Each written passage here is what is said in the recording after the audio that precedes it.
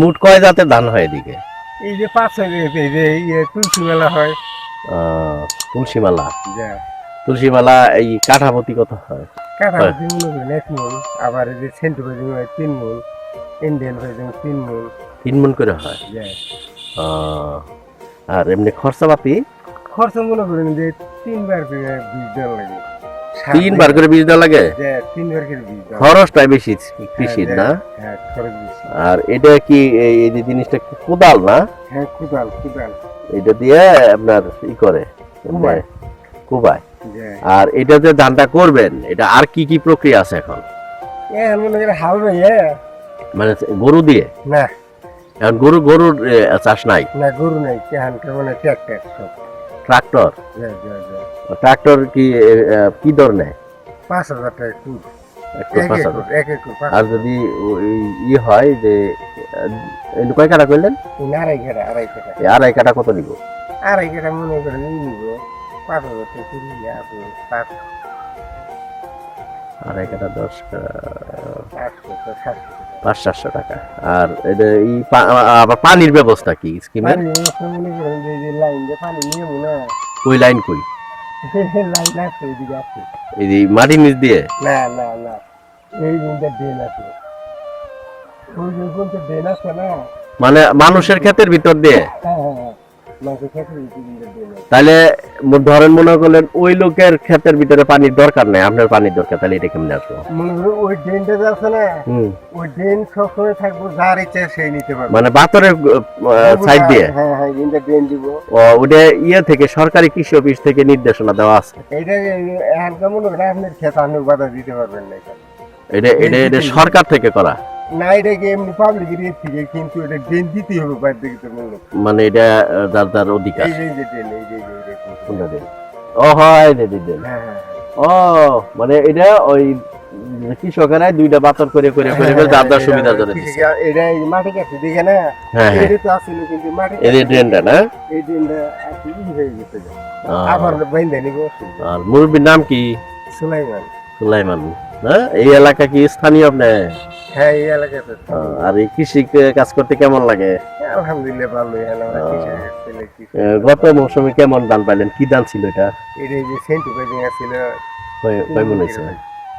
আর ধানের এখন এই কত মন কত করে? 1600 টাকা। 1600 টাকা? যে এই সেন্টু ভাইজিং বেচছেন না খাওয়ার জন্য?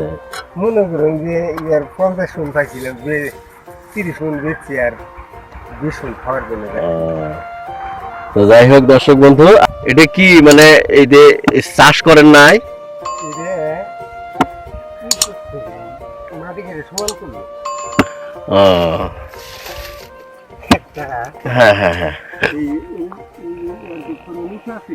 হ্যাঁ।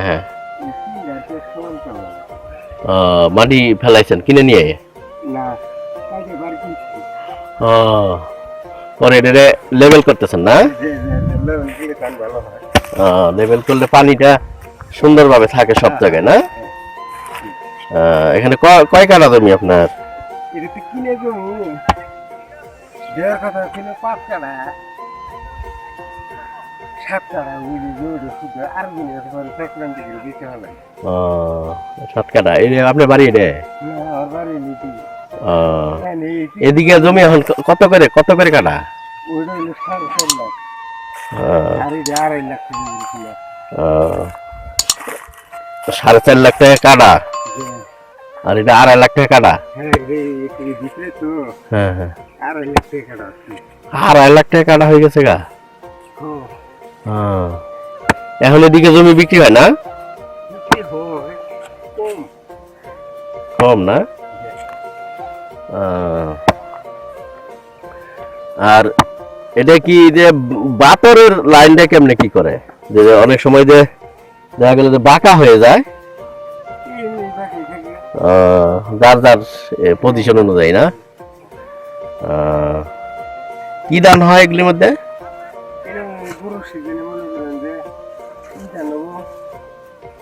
মোটা ধান, কাটারি, আচ্ছা। আচ্ছা, আমি আরেকটু আসছি। হ্যাঁ, হওয়ার সময় হবে যে সেন্টু ভাইজাং, ইন্ডিয়ান ফাইজং, কি পাইতেন? সেন্টু ফাইজং আর ইন্ডিয়ান ফাইজং।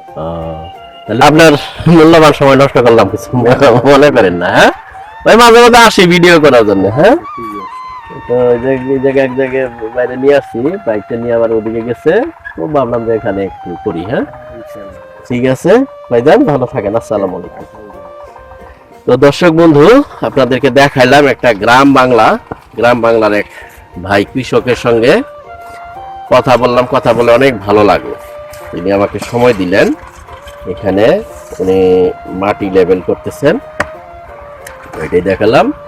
তো পরবর্তীতে এই ধরনের আরো একটি ইনফরমেটিভ ভিডিও নিয়ে আপনাদের সামনে আমি হাজির হয়ে যাচ্ছি।